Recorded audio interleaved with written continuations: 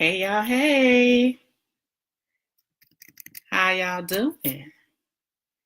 We're trying to go live on Instagram too. It's been a minute, so I gotta get the people what they want. Awesome sauce. I'm just gonna get us situated right here. My phone trying to act a little possessed tonight.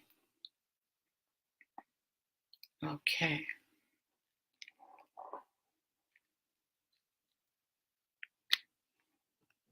Oops. Sorry. Hey. All right. Well, I'm Unexpressed Hollins. I am the founder of Connecting Love and Marriage. I help wives navigate through tough seasons in their marriage and create a marriage that they love. I help them resolve conflict more effectively and get their husband to finally hear what it is that they're trying to say.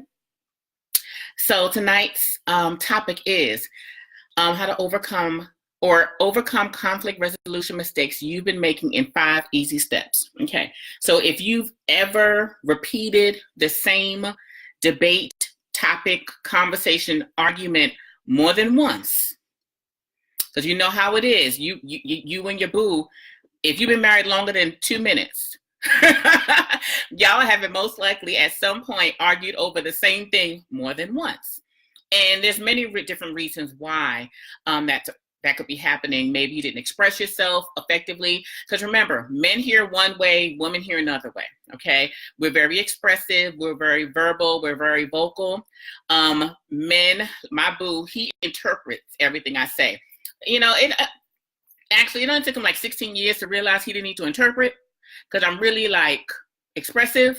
So he doesn't do it as much as he used to. But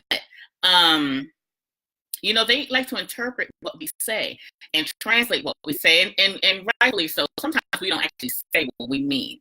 Okay, so tonight's topic is based on eliminating those topics from reoccurring, having to have the same talk over and over and over again.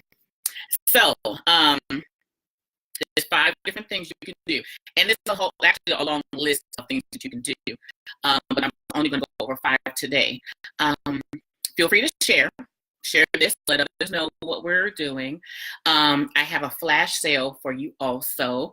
One of my bundles that I created a while ago is called Conflict Resolution for Strong Wives That Want to Win.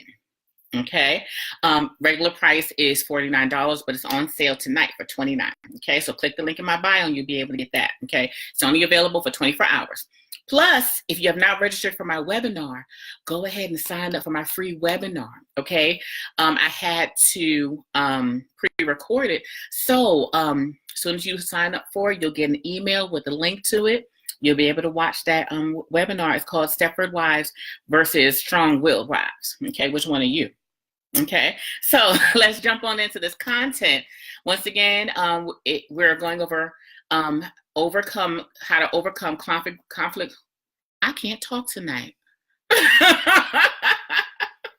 But how to overcome conflict resolution mistakes you've been making in 5 easy steps. Okay, so the first thing is step away from the problem. Okay, sometimes in the heat of the moment, sometimes as soon as they've done the offense, sometimes as soon as they say something that kind of triggered a nerve. Remember, we talked about triggers before. You respond or you react.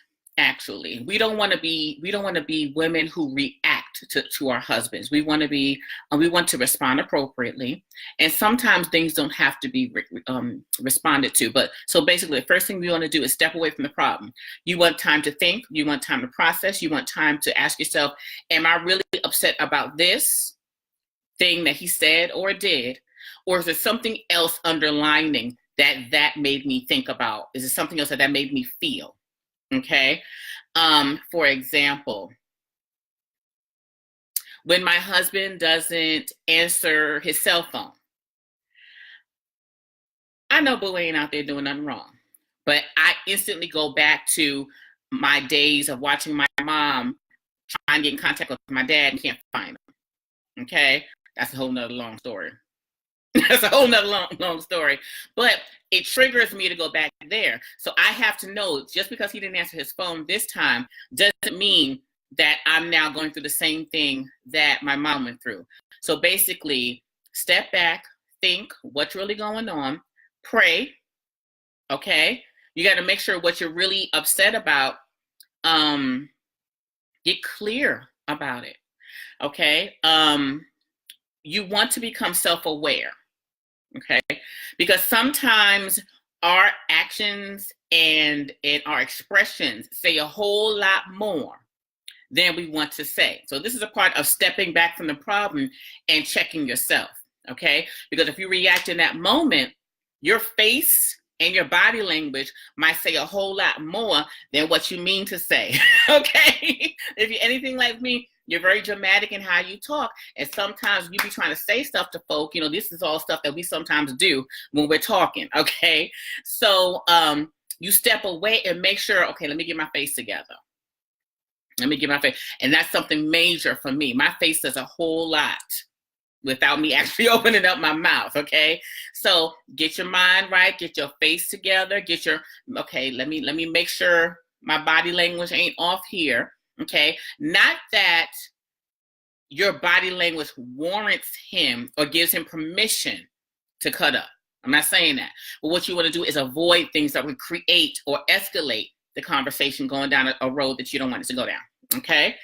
So when you're self-aware, it gives you the ability to change habits that you have that might be negatively affecting conversations or conflict when you're having discussions, okay? So you want to make sure that you are aware of how you come to the table, what you bring to the conversation, okay? And plan what you want to say before you have the conversation, okay? Because you want to make sure you're focusing on the actual concern, the actual problem. You want to make sure that your discussion is really focused on one thing at a time, not the past 10 things that he did wrong, okay?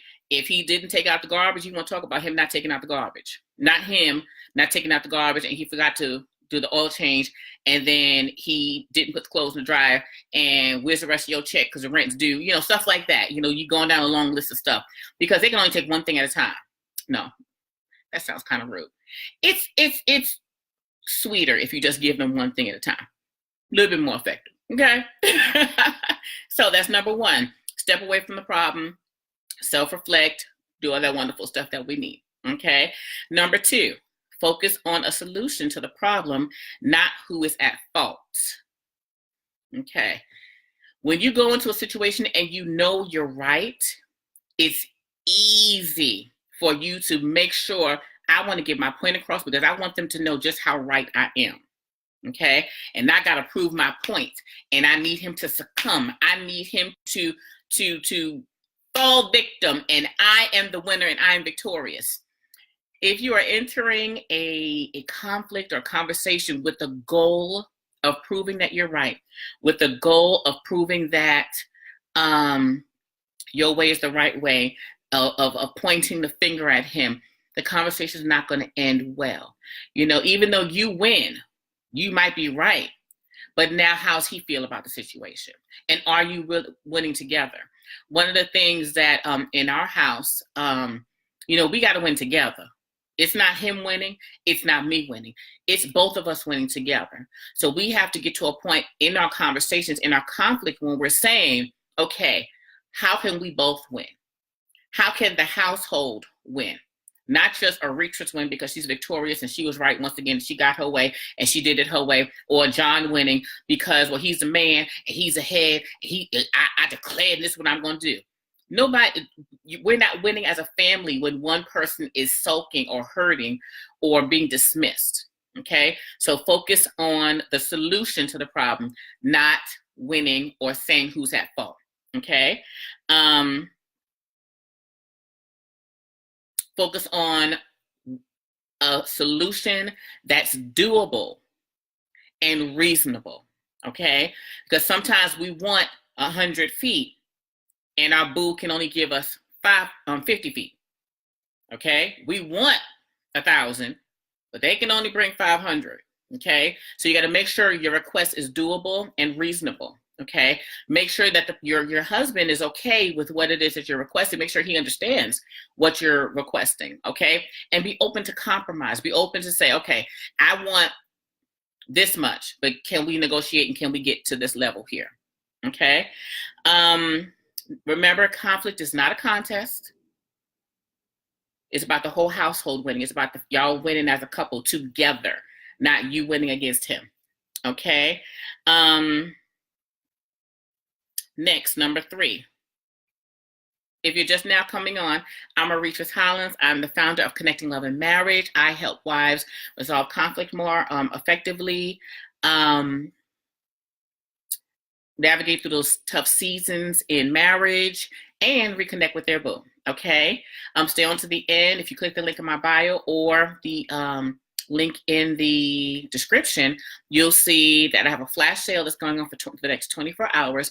Plus, you can sign up for my free webinar. Okay, so you go ahead and grab those. Okay, next, number 3, you need to have an accountability partner. This is life changing. You need someone in your corner that's going to tell you, girl, you were wrong. Go home and apologize to your husband.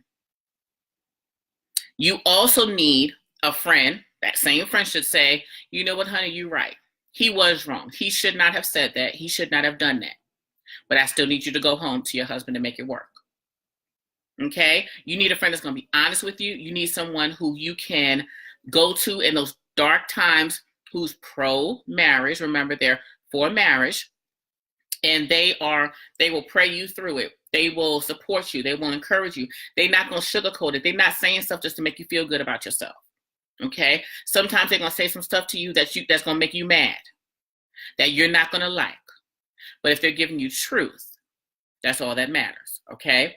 So have an accountability partner, and that once also, you know that whatever you say is safe. Okay? You don't want an accountability partner who's going to bring your stuff all over the place. You want somebody who can keep their mouth shut and pray for you.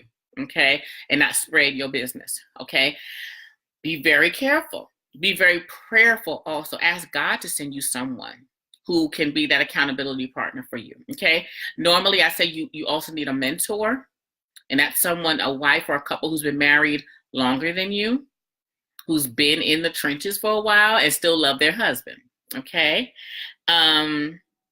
Number 4, take responsibility for your assumptions and unexpressed expectations. This is major. Ladies, you know how we can be. We will have a full conversation and argument with our husband in our head.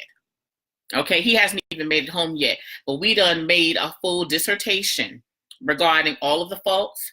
In the dissertation, we assumed what he really and his motives and what his intent was behind the offense.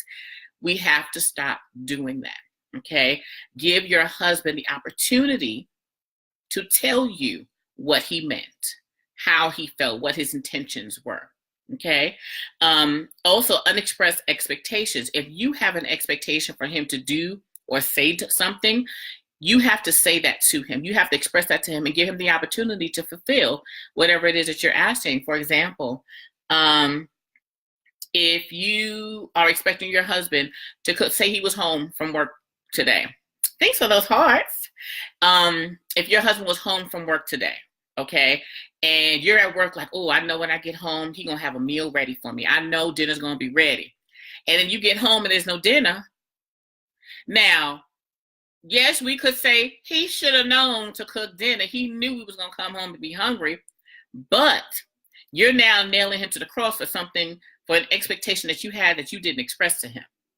Okay? Now, yes, you could be upset if he was home all day and you told him that you would like to have dinner made, or you asked, we don't tell him, you asked him to make dinner and then he decided he wasn't going to do it. That's different. But you have to say what you want in order to get what you need from him. Okay? We love our boos, but they're not mind readers. Okay? I don't care how long you've been married to him. He will look. Okay. Y'all know. So he's gonna make mistakes. He's gonna say the wrong thing. He's not gonna read your mind, even though every single day you might have wanted, let's say every Sunday, You sit on the couch and eat your pint of Haagen-Dazs ice cream every Sunday night. That's what you do. And he goes in on Sunday afternoon and eats your pint of Haagen-Dazs ice cream. No, he should know better about that. I'm look, don't mess with my Haagen-Dazs. But basically, you need to express your expectations. What we do in my house, and everyone knows, don't touch the Haagen-Dazs. Don't touch the Haagen-Dazs. And I know that's really minute. I know that's really small. But express what it is you want and what it is you need, and give them the opportunity to fulfill the request. Okay. So you have to be willing to let go of your interpretation. Okay. You have to believe what they're saying their intent is, what they're saying they meant behind what it is that, whatever the problem is. Okay. And 5, is it really worth it? Sometimes we jump on stuff and it's not even worth it. It's really not even. For example, that ice cream. Now, granted, there's been some times where, the ice cream was missing and, I didn't respond properly. There's some times when stuff happens and I don't respond the way I should respond. But you have to get to the point where say, is it really worth it? Like, is the conflict, is the argument, is it really something you need to address? Because if you saw my post earlier today, it says some stuff you need to leave alone and allow God to deal with. Okay. Like I said, God got a way of dealing with our husbands. God got a way of speaking to them and getting them to do stuff that we've been trying to get them to do for years. God has a way of allowing them to experience consequences for not listening. You know what I'm saying? Not that we want our husbands to be hurt or we want God to sick our husbands, but the whole point is you have to allow God to be God in your husband's life. We're trying to fix them. We're trying to fix everything. We're trying to control this. We're trying to manipulate that. And it's not that we have malicious intent. We just happen to know everything. No, I'm just kidding. But I think we do know everything. But still. But you have to allow God to step in and do what he needs to do. Sometimes he can't do it because you're in the way. That's just true. Okay? When something comes up, you don't always have to be the person that corrects. Sometimes, they get it on their own. There's so many times in my marriage when something came up and I just said, you know what, let me be quiet. I'm going to be quiet. Now, first of all, that's hard for me. If you don't know me, I'm a chocolate girl from the boogie down. I'm from the Bronx. I'm from New York. And what you not going to do is how we start most of our conversations. Okay? We tell people what you not going to do is, okay? We don't want anybody to get over on us. We don't want nobody to think they're going to hustle us. We don't want anybody to punk us. We don't want anybody to think they're going to, what you're not going to do is run me.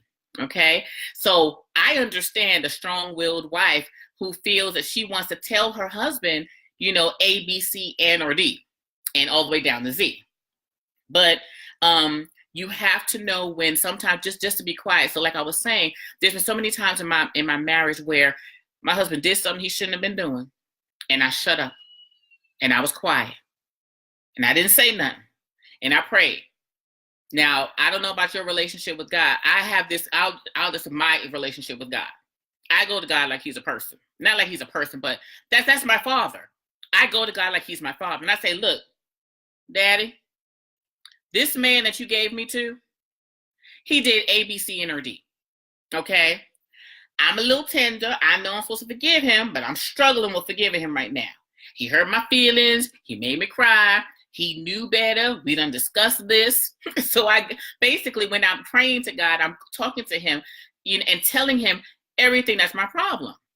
And you'd be amazed the number of times my husband would come back to me, maybe the next day or the day after that, and say, I'm sorry.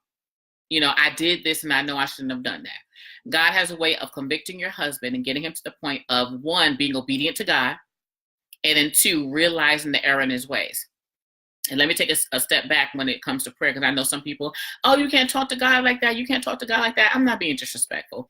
I just go to God with my heart. I go to God with my sincerity. I speak to God from who I am.